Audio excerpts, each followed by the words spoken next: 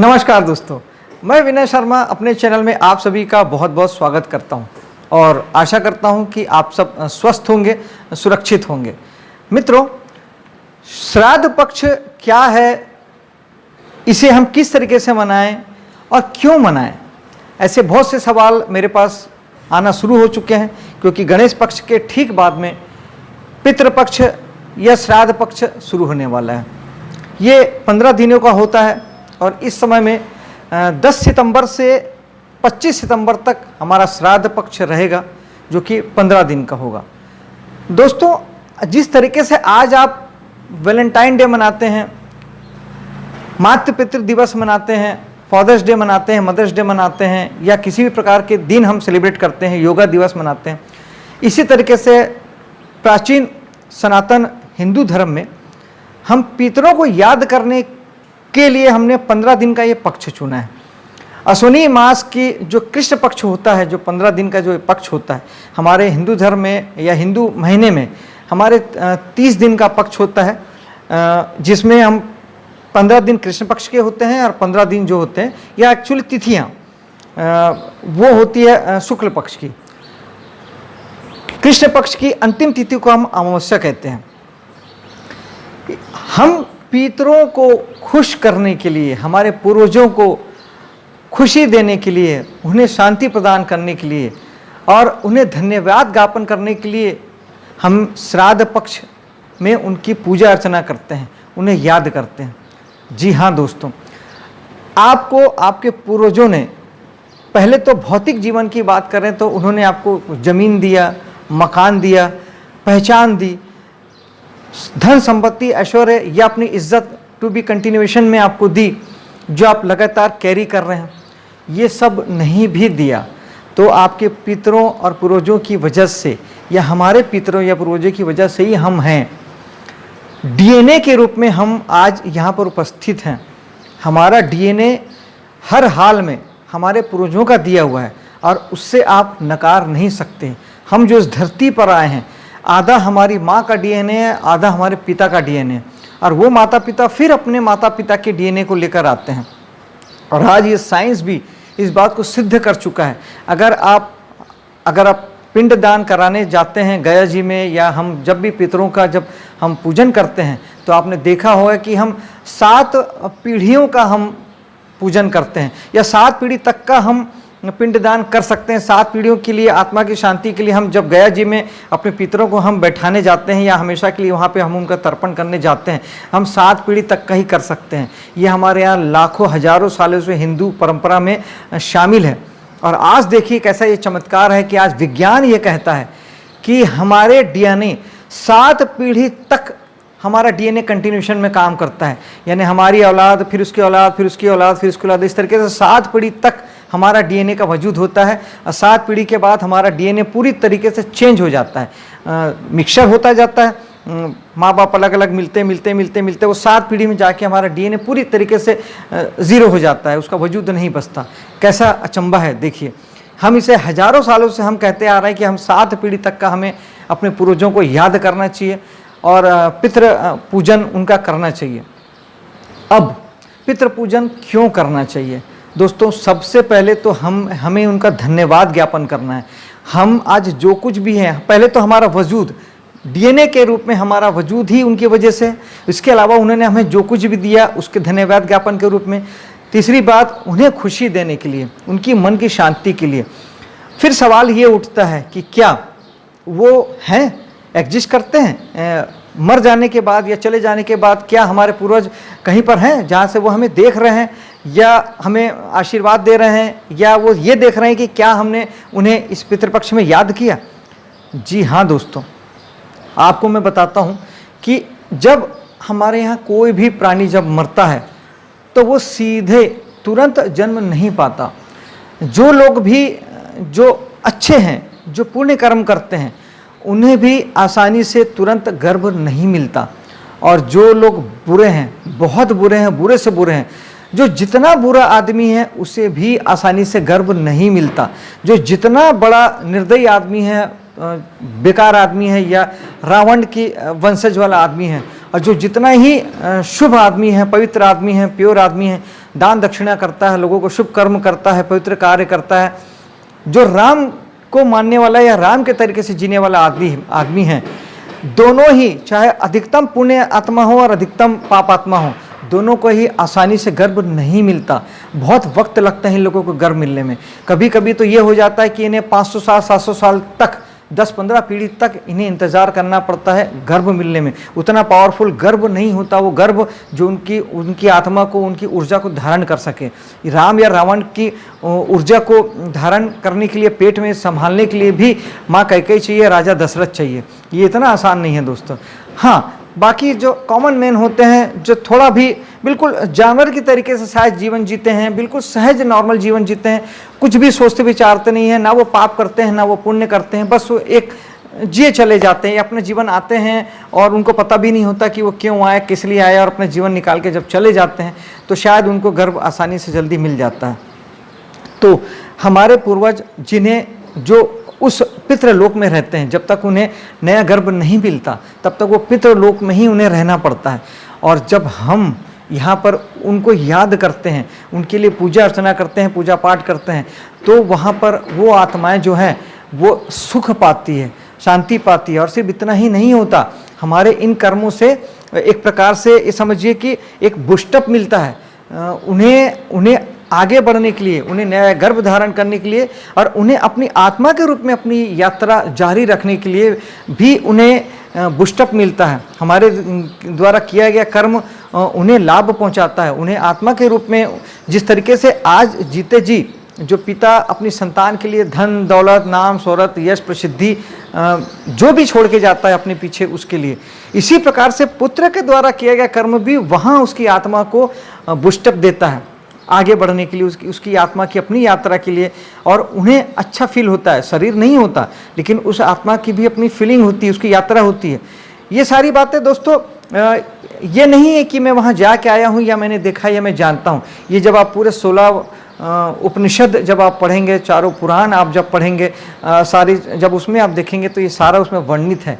विष्णु पुराण हो या फिर उपनिषद हो, कुछ बातें आपको गीता में भी मिलेगी, ये भागवत में मिलेगा। तो ये सारी बातें वहाँ पे वर्णित है, किस तरीके से हमारी आत्माएं यात्रा करती है और किस तरीके से वहाँ उनका जीवन चलता है। ये कोई मैं नया इजाद करके आपको नहीं बता रहा हूँ, मैं सारे जो वेद पुराण ग्रंथ हैं वहाँ के रेफरेंसेस से ही मैं आपको सारी चीज़ें बता रहा हूँ। वो आप भी पढ़ के जान सकते हैं, देख सकते हैं। तो दोस्तों, हमें अपने पूर्वजों की आत्मा की तृप्ति के लिए, उनकी मन की शांति के लिए, उन्हें खुशी देने के लिए, उनकी यात्रा सुखमय हो सके, उसके लिए हमें बहुत ज़रूरी है कि हमें पितृपक्ष में उनको याद करना चाहिए। अब किस तरीके से हम उन्हें याद करें और किस तरीके से हम अपने काम को अंजाम दें। 15 दिन की तिथि होती है दोस्तों, हम इसमें सिर्फ तिथियाँ लेते हैं। किसी भी, जितने भी व्यक्ति मरते हैं वो पहली तिथि से, प्रथमा तिथि से लेके अंतिम तिथि तक, अमावस्या या पूर्णिमा तक ही वो सारे लोगों का देहावसान होता है या देहांत होता है। आपको तिथि मालूम होना चाहिए। जब आपको तिथि मालूम होती है तो आप पहली तिथि से आप अमावस्या की तिथि तक में आप उनका पूजा पाठ उस तिथि को करते हैं जिस तिथि को उनका देहांत हुआ था। कुछ लोग पूर्णिमा को जाते हैं। पितृपक्ष आप कहेंगे कि पहली तिथि से लेकर अमावस्या तक तिथि तक होती है, इसीलिए आप देखेंगे कि पितृपक्ष की जो पूजा है वो पूर्णिमा से चालू हो जाती है, यानी अश्विनी मास की पूर्णिमा से वो तिथि चालू हो जाती है। तो आपके घर में, आपके परिवार में, चाहे वो आपके माँ पक्ष से हो, पिता पक्ष के हों, क्योंकि आपके डीएनए में दोनों पक्ष शामिल है, तो वो अगर पूर्णिमा के दिन हुए हैं तो आप अमावस्या तिथि जो चालू है, पितृपक्ष जो चालू होता है उसके ठीक पहले जो पूर्णिमा होती है उस दिन आप वहाँ से चालू आप कर सकते हैं। और बाकी 15 दिनों में जो भी तिथियाँ क्रमशः पड़ती है उस दिन आप सारे अपने पितरों की, पूर्वजों की आप पूजा पाठ कर सकते हैं।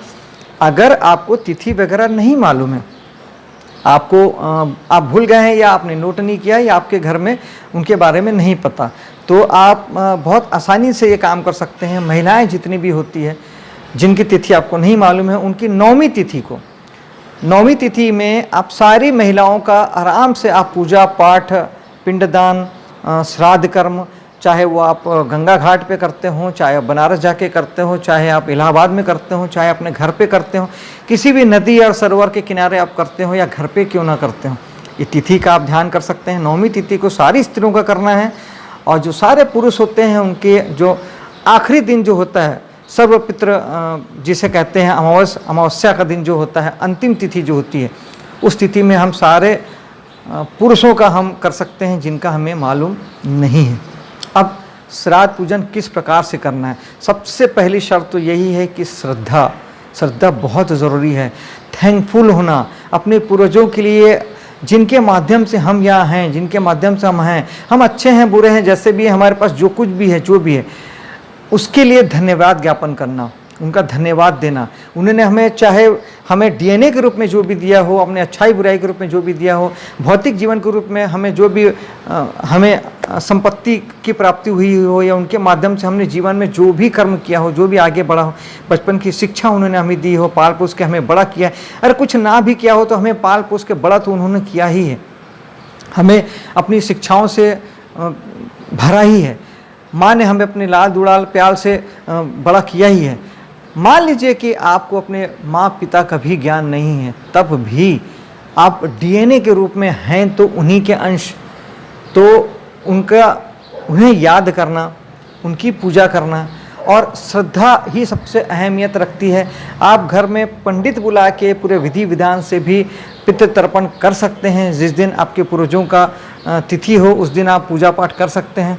ना भी हो, आप पूजा पाठ ना करना चाहें, पंडित ना बुलाना चाहें, तब भी आप श्रद्धा के साथ सिर्फ तिल और जौ ले लीजिए, और हाथ में एक वो जो पैर कुश का जो एक अंगूठी छल्ला जो मिलता है आपको मार्केट में वो मिल जाएगा, वहाँ से एक छल्ला नुमा एक बंधा हुआ एक कुश का एक वो मिलता है, उससे आप अंगूठी या इस उंगली में अब लगा के आप उसे अपने हाथ से केवल जल लेके और उस जल में थोड़ा सा तिल और जौ डाल लीजिए, और तिल जौ डाल के इस प्रकार से आप उनका याद करके उनके तर्पण, उनके नाम से वो जल, यानी जो तिल और जौ है वो उनके लिए अनाज हो जाता है, और जो तिल जौ जो जल है वो उनके लिए जल का काम करता है। उन्हें याद करके उसके लिए तर्पण कर दीजिए।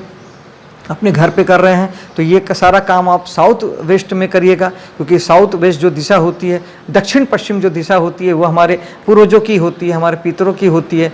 दक्षिण दिशा आपको नहीं समझ में आता तो आप दक्षिण दिशा में भी कर सकते हैं। दक्षिण दिशा भी हमारे पितरों और पूर्वजों की कहलाती है।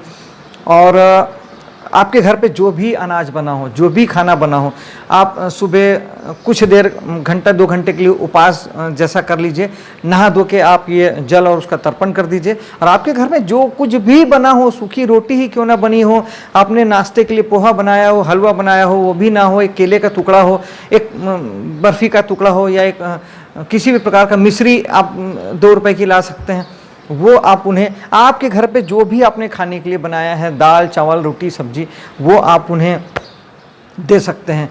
और एक हिस्सा आप गाय को खिलाएं, एक हिस्सा आप, कुछ हिस्सा आप कुत्ते को खिला दें, एक हिस्सा छत पे आप कौवे के लिए रखाएं, और थोड़ा सा छेना जला के या हवन की लकड़ी है वो थोड़ा सा आप का मिट्टी के बर्तन में आप जला के, जिस प्रकार से हम पूजा पाठ के बाद हवन आदि जो करते हैं, उस छोटा सा गाय का छेना या कंडा जला के उसमें आप थोड़ा थोड़ा ऐसे आप डाल के उसकी हवन कर सकते हैं। 2 बार 3 बार थोड़ी मात्रा में आप डाल के उसकी सुगंधी जो है वातावरण में फैले, वो हवन हो जाए।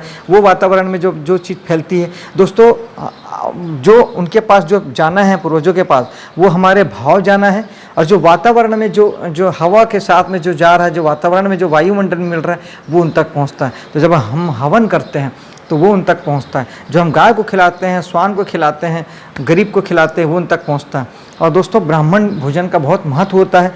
अगर आप सक्षम हैं तो जिस दिन आपके पितरों का कर्म आप कर रहे हैं, पूजा पाठ श्राद्ध आदि कर रहे हैं, उस दिन ब्राह्मण भोजन अवश्य कराएं।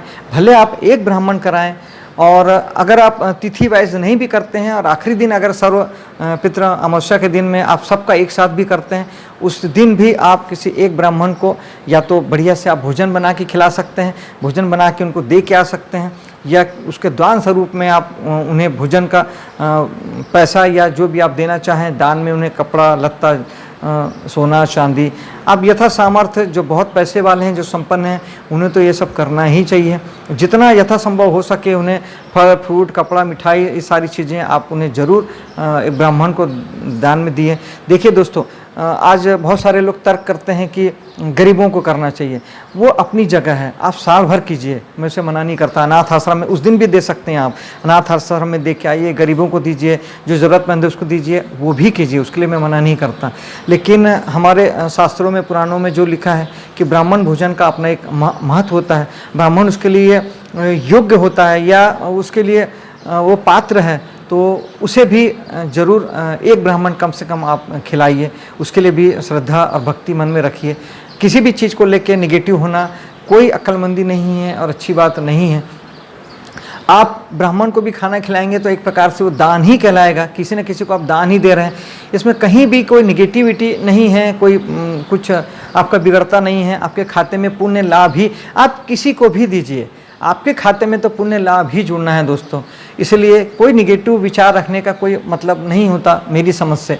और सबसे बड़ी बात कि इसमें श्रद्धा बहुत आवश्यक है। आप बहुत अच्छे मन से अपने पितरों को याद कीजिए और सारे श्राद्ध कर्म होने के बाद हाथ जोड़ के उनसे विनती कीजिए कि वो आपकी गलतियों को क्षमा करें, जाने अनजाने जो आपसे कुछ बुरा हुआ हो क्षमा करें और आपको आशीर्वाद दें, जीवन में आगे बढ़ने के लिए यथासंभव आपके लिए प्रेरणा का स्रोत बने। दोस्तों यकीन मानिए कि पितृ भी एक प्रकार से देवलोक ही होता है, पितृलोक भी देवलोक की तरह ही होता है। और हमारे पितृ होते हैं, जब तक वो आत्मा के रूप में वहाँ पर हैं पितृलोक में, वो लाई के देवता ही हैं, देवता के स्तर पर ही वो पहुँच जाते हैं। उनमें सामर्थ्य होता है कि वो हमें अपना आशीर्वाद दे के हमें जीवन में आगे बढ़ने के लिए मार्गदर्शन कर सकते हैं, प्रेरित कर सकते हैं। और उनके श्राप से भी हमारा जीवन बर्बाद हो सकता है, जिससे आप लोग कुंडली में हमेशा कहते हैं कि पितृदोष है। तो अगर आप लगातार पितरों की पूजा करते हैं, उनका आशीर्वाद लेते हैं, उन्हें दान दक्षिणा उनके नाम से करते हैं, तो आप यकीन मानिए कि आपका पितृदोष भी धीरे धीरे खत्म हो जाता है। और ये भी तो सोचिए कि जो आप करेंगे वही तो आपका बच्चा आपके लिए करेगा। तो ज़रूरत है कि थोड़ी सी ब्रॉड मानसिकता की, आधुनिकता के साथ में हमारी परंपराओं को भी साधते चलिए, हमारी परंपराओं को भी साथ में लेके चलिए, वो बहुत महत्वपूर्ण है। धीरे धीरे विज्ञान सारी चीज़ों को सिद्ध करते जा रहा है कि हमारी जितनी भी धार्मिक परंपराएं हैं या धार्मिक हमारे विधि विधान है या जो कुछ भी भारत ने प्राचीन योग शास्त्र ने दिया है, आयुर्वेद ने दिया है, वो सब आज विज्ञान धीरे धीरे सिद्ध कर रहा है और बाकी चीज़ें भी धीरे धीरे सिद्ध हो ही जाएंगी। उनकी सत्यता, उनकी सिद्धता और उनका प्रतिफलन सब सिद्ध हो जाएगा दोस्तों। बस थोड़ा सा इंतज़ार कीजिए।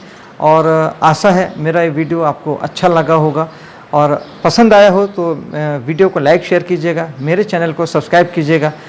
मिलता हूँ अगले वीडियो पे। जय हिंद।